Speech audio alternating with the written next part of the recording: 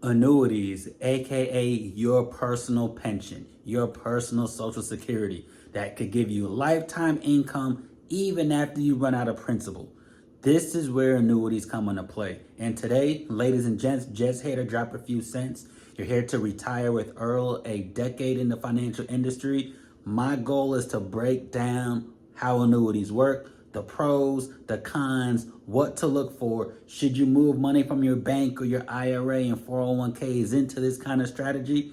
Well, this is going to teach you guys how it works. But make sure you like, follow, subscribe to the channel, and click on the description below where there's a free budget waiting for you, Excel spreadsheet, and a schedule of consultation so we can see if this is a great fit. Because remember, every strategy doesn't work for everybody.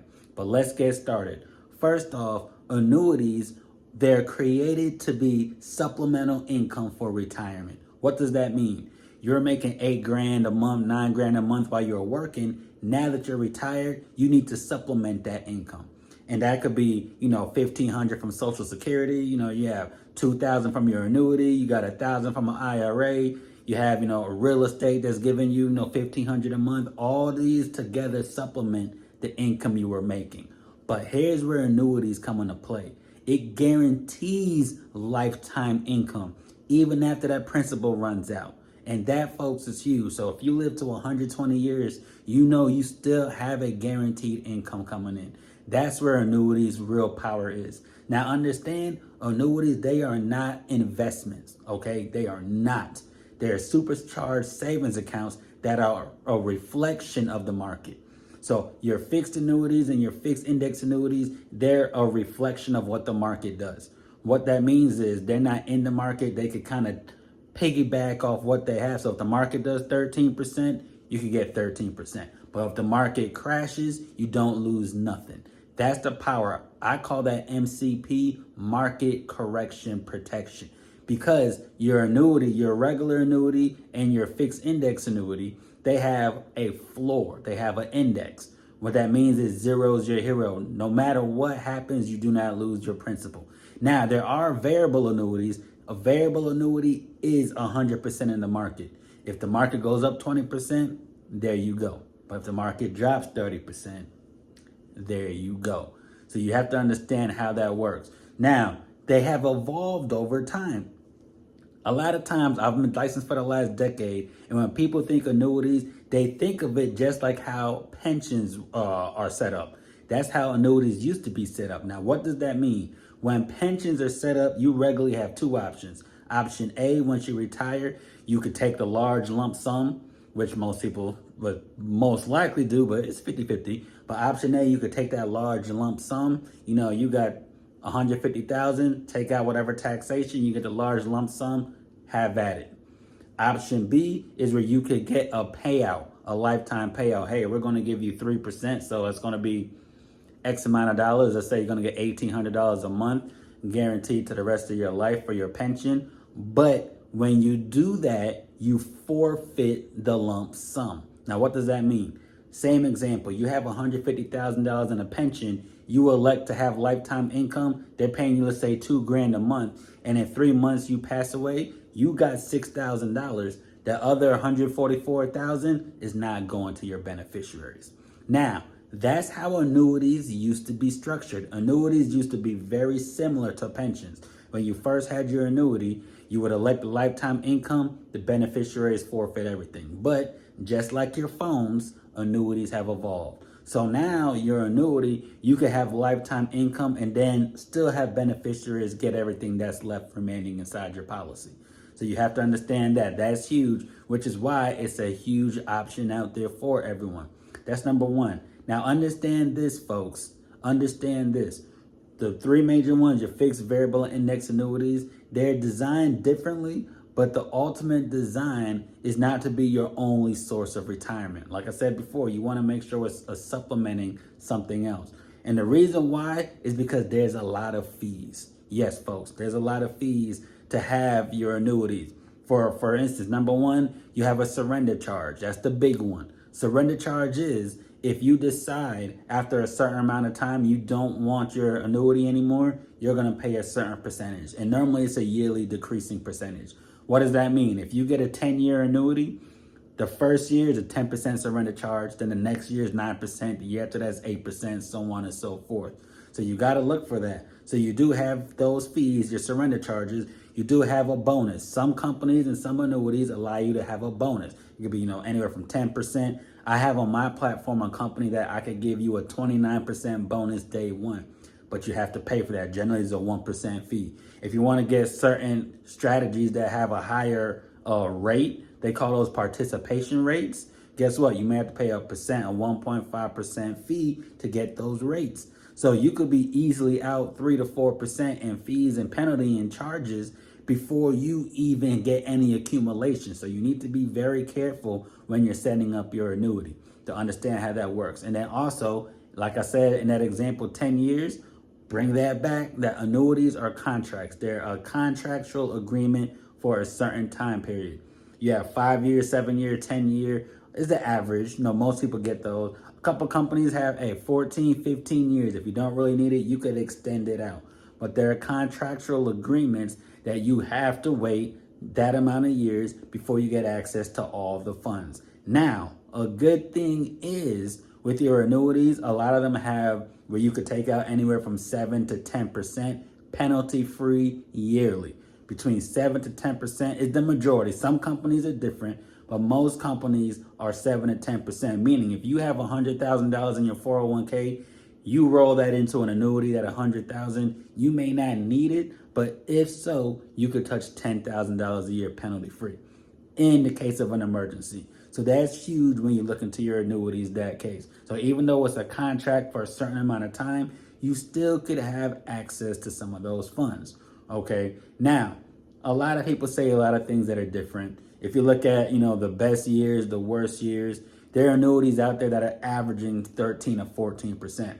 Then there are annuities that are doing 6 to 7%. You need to see which one's structured correctly for you. And some of them, if you look for a growth, some people want to have a growth. If you have annuities that are designed to give you more growth, they're going to have a higher rate that you regularly average yearly. But there might be a fee to be able to get that participation rate, which I'll break down next. And some of them may have a lower average, but they're going to give you a bonus. I have a client I gave a 27% bonus. $300,000 she put in. Day one, she had $381,000 inside her annuity.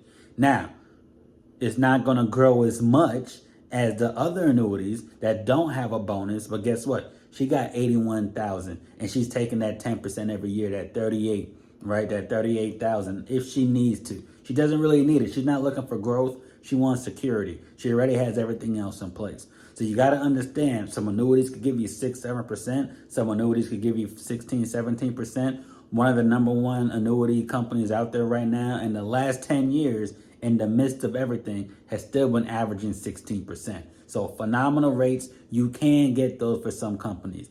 Now, how do you get those rates? You're going to hear something called participation rates. And you'll see a lot of agents, they'll throw these numbers. Those are the ones that have the fees. But you do have participation rates where it could be, 80%. I've seen some go up to 270%, 180%. Now, what is a participation rate? That's how much you get to participate in on whatever the market does. So let's say you have an 80% participation rate and the market for that year does 10%, you're going to get 80%. So you'll get credited 8% that year because you have an 80% participation rate. Now, you have a company that could have 170% participation rate, meaning if the market does 10%, they're going to credit you 17 minus that participation rate's fee of, let's say it'd be 1.5%. Let's say 2%. Some are 1%, some are a little bit more, a little bit less. Let's say 2%. So if you have 170 participation rate, right? The market does 10, it credits 17 minus that 2% fee. So you're getting 15%. So yes, you're paying for a 1.5% fee, but you're getting 15% compared to not paying a fee and getting that 80%, which credits you 8. So do you want to get 8% growth on your account or 15% growth on your account?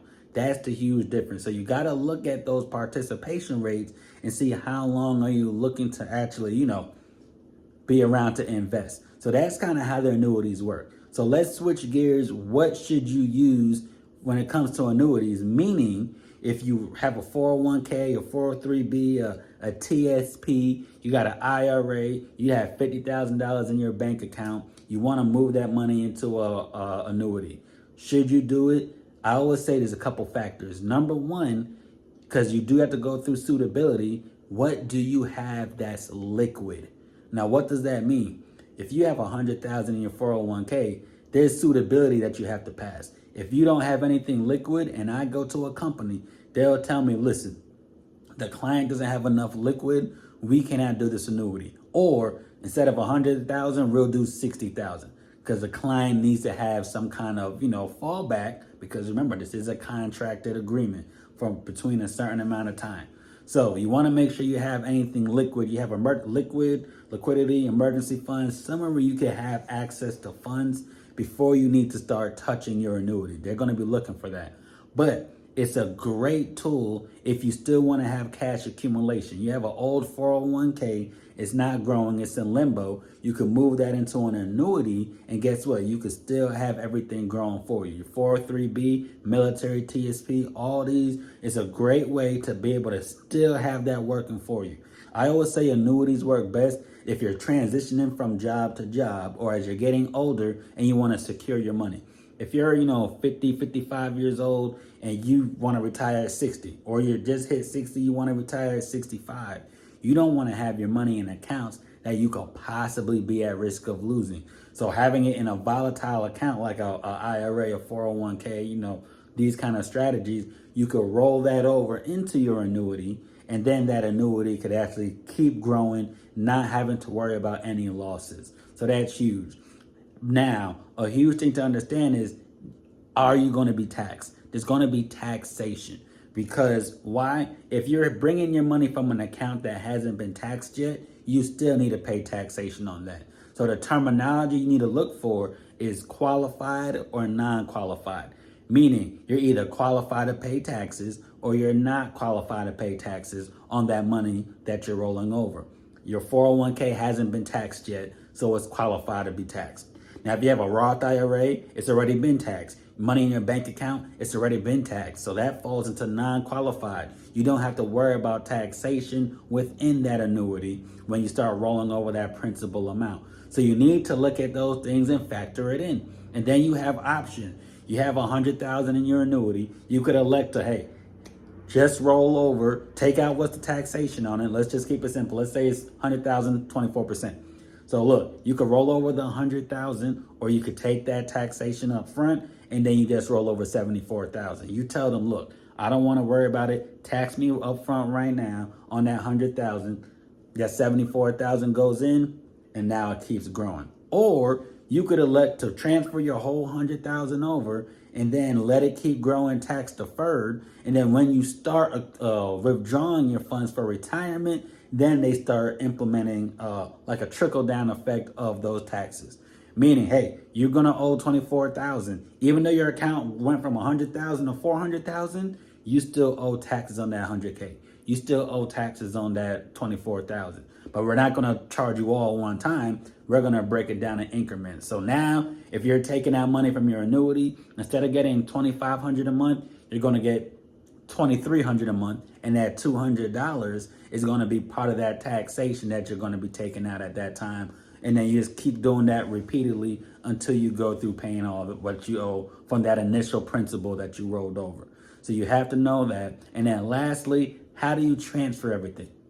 Number one is a direct trustee to trustee transfer, meaning your old company, you left that company, your 401k is over here. You want that company to send a check directly to the annuity company, a direct, rollover. You want to make sure you have a direct transfer, because indirect is your old company sends the check to you. You send that check to the annuity company. But here's the problem, folks. Instead of them going like this, it comes to you. Now, guess what? Automatically, they can hold up to 20% in taxation. You might have to have additional penalties and fees. If you take over 60 days to move that money, now they consider that income, and they're going to add that to the taxation for that next year because you took too long. There's a lot of different things that can make it difficult. So you want to make sure that you have a direct from the old 401k, the old TSP, the 403b, IRA, whoever, direct into your annuity, a direct trustee to trustee transfer, so you don't have to worry about that, and you can eliminate some of those things. So those are all the pros. I always say it's a great strategy, but there are also cons. You do have to be go through suitability. So suitability could literally stop a lot of people from getting annuities. I see it happen all the time. They don't have enough assets. They don't have enough insurance on themselves. They don't have enough income, emergency funds. I've seen that happen. So you gotta understand, not everyone gets approved for annuities. Another con is this is not a get rich quick, baby. This is a get rich slow. You get your annuity, you know you're gonna triple your growth in the next 10, 12, 15 years, but you're gonna triple it in 10, 12, 15 years. The problem I see now, like I said, I've been licensed for the last decade. People want what? They wanna be able to, in the next 2, 3 years, triple your money. If that's what you're trying, if you're here on this channel and you're watching this video and you wanna triple your money in the next year or two, this is not the product for you. Your annuities are not designed and built to work that way. So you have to understand that. And then ultimately, the third con is that there's there's floors and there's caps. Annuities have especially your fixed index annuity, they have a floor and a cap on how much you can make within that annuity. The floor is zero. Zero is a hero. The market drops like it did in 2022. Market drops 19%. You're good to go. But you may have a cap, and different companies, I've seen 9%, 11%, 14%, 18%, different. But let's just say you have, the last company I did had a 14% cap. Meaning, if the market does 22% this year, your cap's at 14, that's all you're gonna get. So understand, you may not capitalize on all the gains, because remember, it's not in the market, it's a reflection of the market. And different companies use different strategies. The NASDAQ, the New York Stock Exchange, S&P 500. Some go more global. You might get the S&P, the Dow, Euro, the Hang Seng, put them all together, kind of get an average. They may go off things like that. So there's different strategies that you could have with different annuities that you need to look into and consult. And then lastly, remember folks, you want to sit down with someone that could talk about the pros and the cons, those who have multiple options. I have 27 annuity companies that I work with. So, and they all pay me the same. I'm not worried about that. Let's find the right thing for you, because everyone's needs are different. Everyone's needs are different. So if you're looking for short term, a certain annuity might work, but if you're looking for long term, that company's not. If you want a higher growth, some companies may work over other companies. If you want to have, some of them have long-term care added onto it. Meaning, if you're going to be getting $20,000 a year and something happens and you get sick, temporarily they could double that up so you get $40,000 a year to take care of your long-term care costs. Some companies do that, some companies don't. Some people are looking for that. Some people say, hey, I just want to have something so my family's good down the road. So folks, understand annuities work differently. It's a great strategy to consistently let compound interest work for you. A tax advantage account where all that, you have the principal, obviously it's going to be tax deferred down the road, but then the growth. If you go from $100,000 to $400,000, that $300,000 of growth, that's tax advantage growth. You loan it to yourself, AKA means it's going to be tax free. The principal you're going to pay taxation on, but the growth is tax free. That's a tax advantage account, which is one of the main reasons why a lot of people use annuities. So if this information was powerful for you guys, make sure you like, follow, subscribe. And if you want, you can message me in the comments or go to the description and schedule a consultation or a quick questionnaire to see if it's actually a good strategy for you. So with that being said, ladies and gents, just here to drop a few cents. You're here to retire with Earl, and I'll see you on the next one.